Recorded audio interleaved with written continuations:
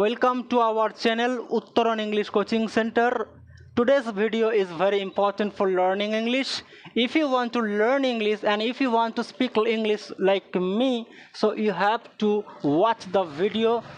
So thank you very much for giving your valuable time. So আজকে চলে এসেছি আমরা উত্তরণ ইংলিশ কোচিং সেন্টারের পক্ষ থেকে নতুন একটা ভিডিও, এবং এই ভিডিওটি বা এই ক্লাসটি তোমাদের জন্য খুবই উপকারী। দৈনন্দিন জীবনের কিছু কথোপকথন আমরা প্রায় বলে থাকি। চলো সময় নষ্ট না করে আমরা দেখব, মূল পর্বে আসার চেষ্টা করব। আমরা বর্তমানে কোনো জিনিস হয় বোঝাই, বাড়িকে দেখবে না, এদিকে দেখাও একটু।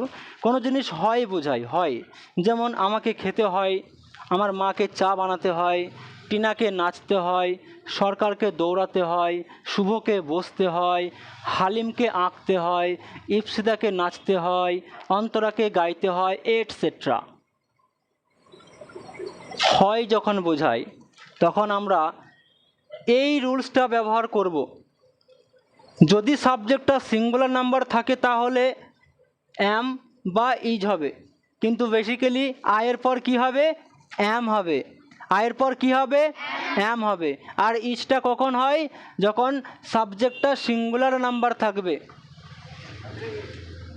ব্যতিক্রম ইউ বাদ দিয়ে। ইউ আর হয়, ইউ ইজ হয় না কিন্তু। আর সাবজেক্টটা যদি প্লুরাল নাম্বার হয় তাহলে কি হবে?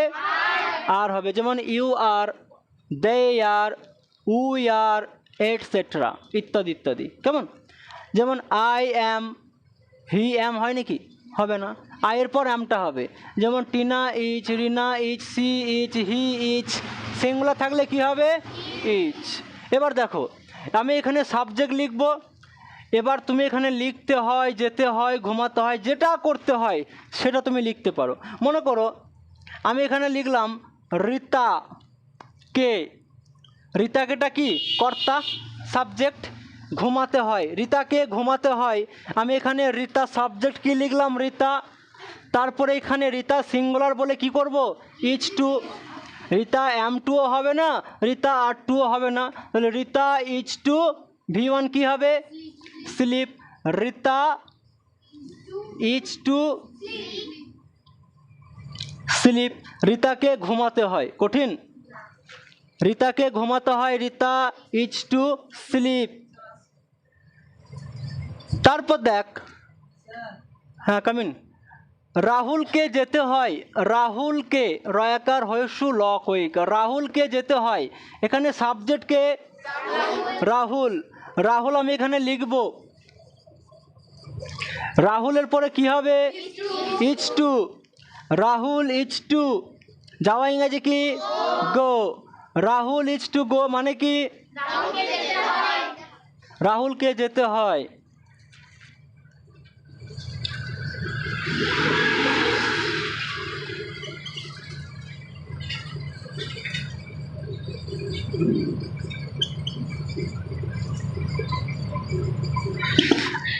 আমিনাকে, আমিনাকে আইসক্রিম খেতে হয়।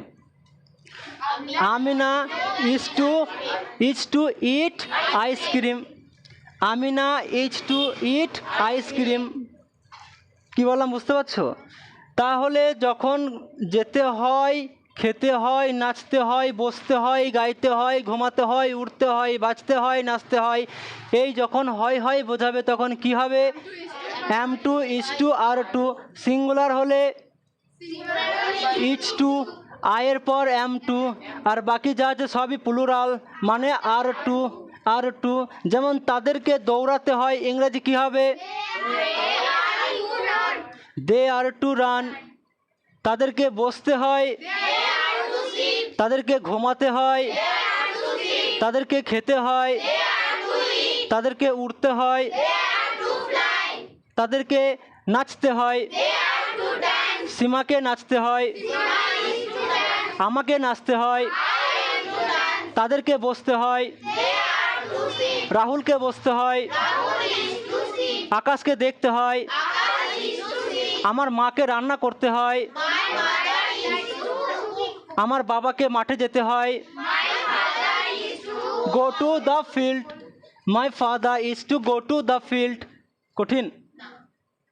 এরপর দেখো, যদি কোনো কন্ডিশন লাগিয়ে দেয়, শর্ত, যদি কোনো কন্ডিশন লাগিয়ে দেয়, শর্ত লাগিয়ে দেয়, যেমন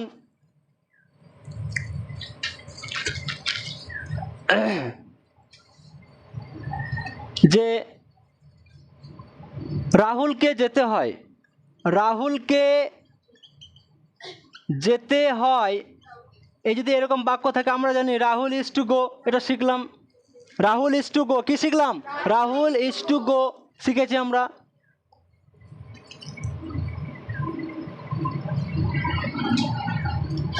এবার যদি বলি রান্না করার পরে, রান্না করার পরে, মনে কর আছে রান্না করার পরে রাহুলকে যেতে হয়, মানে দুটো কাজ, জাস্ট ওয়েট, রাহুল দুটো কাজ, রান্নাটা করার পর রাহুলকে যেতে হবে, রান্না না করে যাওয়া হবে না।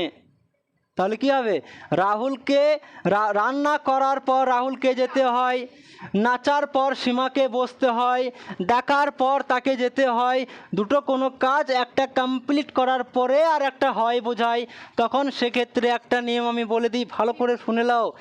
Even plus after plus V1 কি লিখবো? তাহলে রান্না করার পর এখানে মেন ভার্ব কি আছে? Main verb Rahul, main verb cook, রান্না করা ইংরেজি কি? কুক। তাহলে আমি এখানে ইভেন আফটার, মেন ভার্ব কি বাবা? তার সঙ্গে আর একটা জিনিস হবে, সেটা হবে আইএনজি।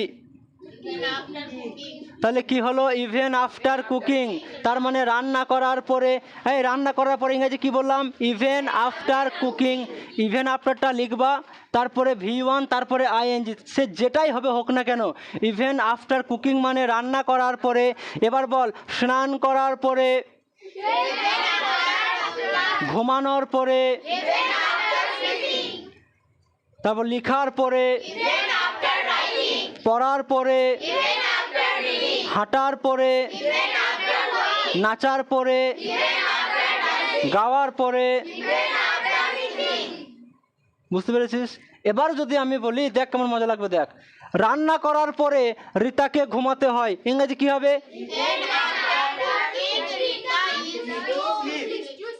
হচ্ছে না?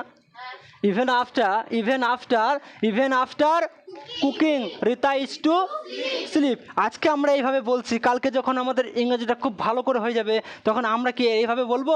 একটা ইংল্যান্ডের লোক যদি বাংলা শিখে সে কেমন করে বলবে? তুমি কোথায় আসছো, মানে কি, মানে একটু ভেবে ভেবে বলবে। কিন্তু আমরা বাঙালিরা কি বলবো? হ্যাঁ তুমি কোথায় আসছো বলতে, হ্যাঁ কি না? একটা স্মার্টনেস থাকবে না? যখন ইংরেজিটা শিখে নেবো তখন আমরা কীভাবে বলবো?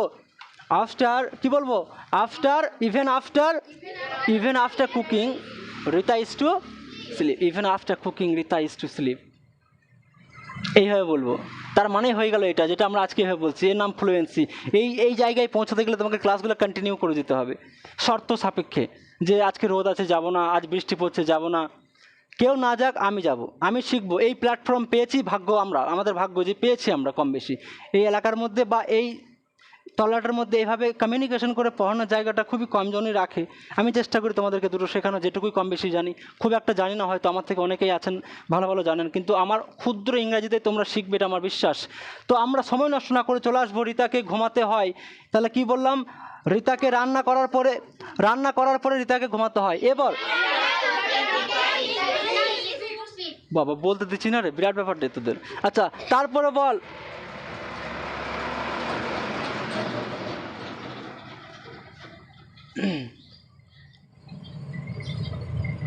দৌড়ানোর পর আমিনাকে আইসক্রিম খেতে হয়।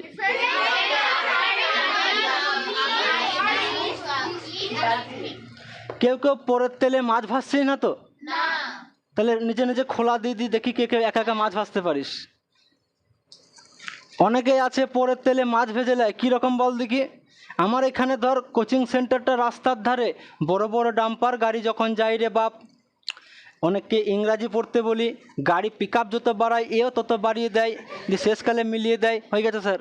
তার মানে কি ওই ট্রাক্টরের আওয়াজে এর পড়াটা হয়ে গেল।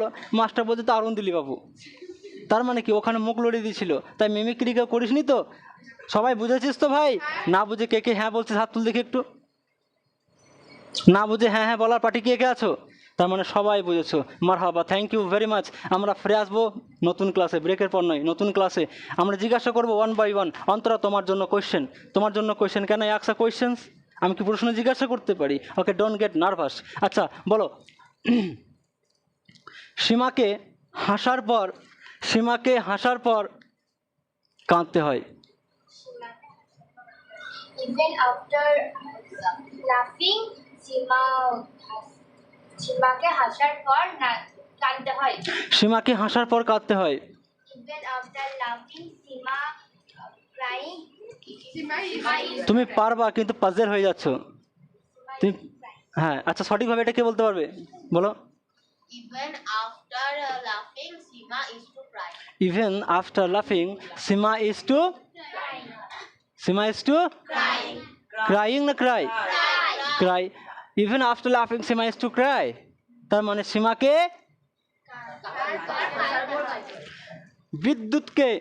বিদ্যুৎকে নাচার পর গাইতে হয়। নাচার ইংরাজি ড্যান্স, গাওয়ার ইংরাজি সিং। বলো, জোরে বলবে একটু বাবু।